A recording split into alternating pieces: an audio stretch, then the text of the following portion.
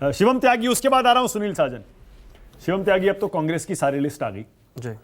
राजस्थान में आपके यहां बवाल हो रहा है जी, कैसे संभालेंगे?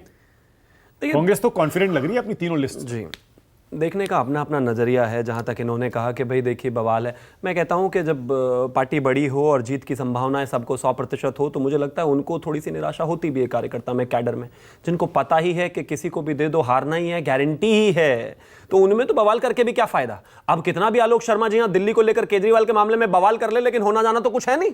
अंततः तो दिल्ली में वही हाल इनका रहना है और आलोक जी का नंबर कभी आना नहीं। दुखती रग पे हाथ इसी वजह से तो वो उतने भड़के हुए रहते हैं उसके प्रति, आम आदमी पार्टी के प्रति। यही है, होना जाना कुछ है नहीं, तो अब क्या करें।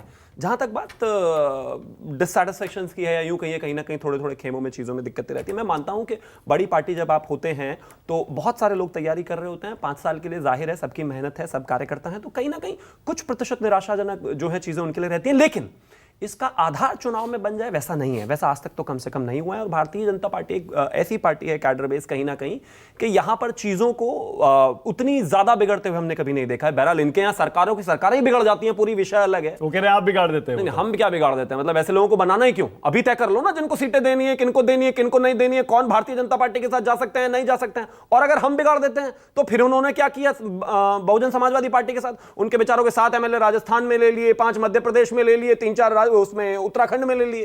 तोड़ो पार्टी तो ये भी हुए ना, मतलब जो अपना अपना है ना, जो वो कहते हैं ना, वो मीठा मीठा कड़वा मीठा मीठा गप गप और कड़वा कड़वा थू थू वाला मामला।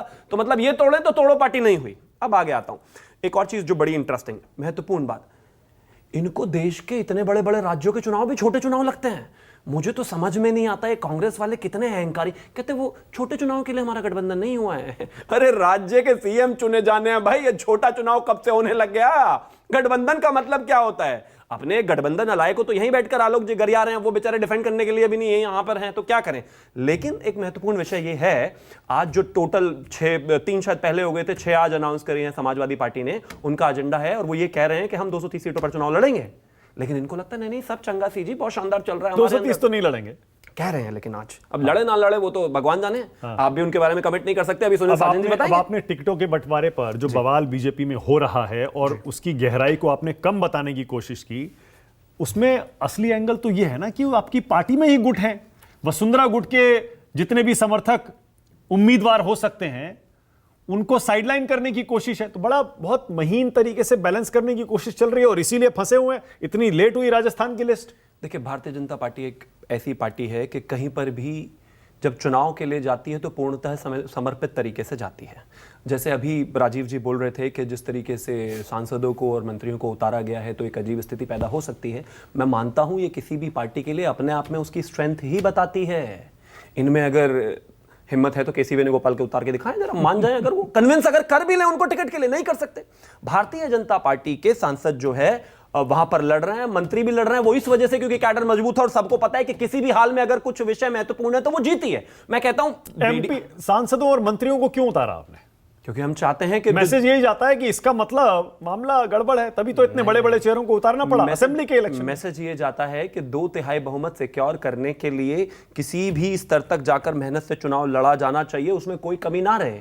क्योंकि जाहिर है एक तरफ दूसरी तरफ जो हमारे सामने जो संगठन है उनकी तो उतनी कमजोरी है, इतनी चूल्हे हिली हुई है कि वो तो नहीं कह सकते अपने सीनियर नेताओं को, उनके यहाँ तो कोटरी बनी हुई है कि भाई एक तो पारिवारिक कोटरी है, वो तो बिल्कुल ए लिस्टर्स में रहेंगे, फिर उसके नीचे बी सी डी जो कार्यकर्ता चप्पल घिसा सकता है बस वही चुनाव लड़ेगा, बाकी ऊपर वालों को नहीं कह सकते आप चुनाव लड़िए आकर। हमारे यहाँ ऐसा नहीं, हमारे यहाँ बड़ी साफ बात है, हमें बहुमत लाना है, जनता के बीच में जाना है और वोटर्स का विश्वास जीतने के लिए जिसको भी चुनाव में जाना पड़ेगा लेकर हम जाएंगे, हमें उसमें कोई शर्म नहीं है। और उत्तर प्रदेश के लिए तैयार हैं आप? नीतीश कुमार अगर आते हैं, फूलपुर मिर्जापुर से लड़ते हैं, सुनील श्रावस्ती एक सीट और भी है।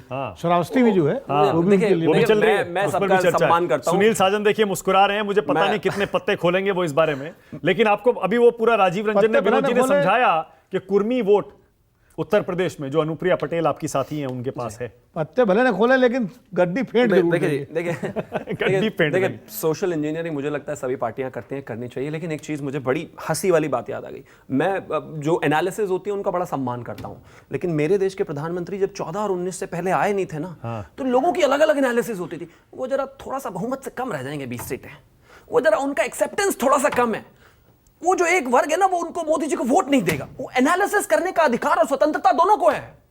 एक आदमी 2005 में अप्रोक्सीमेटली 88 सीटें लेके आया था बिहार में, आज वो 43 पे है। लेकिन उत्तर प्रदेश में आते ही वो विराट रूप में आ जाएंगे और न जाने क्या कर देंगे। अपना घर बचा लो भाई।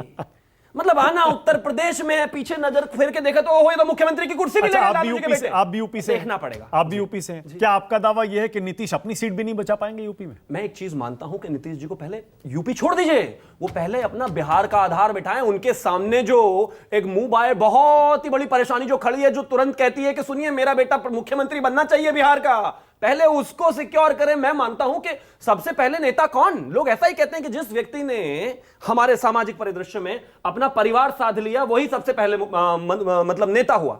वो पहले अब जहां पर वो हैं, जहां से वो मुख्यमंत्री हैं, वो उसको संभाल लें। वो इस तरह की जो आप उनको अपार संभावनाएं दिखा देते हैं ना ये जर्नलिज्म जगत में, अब अगर नीतीश जी देख रहे होंगे तो खुश हो गए होंगे, लेकिन सत्य ये है कि उनके अपने खुद के घर के हालात इतने खराब है, उसे ओके, control नहीं सुनील कर पा रहे। साजन,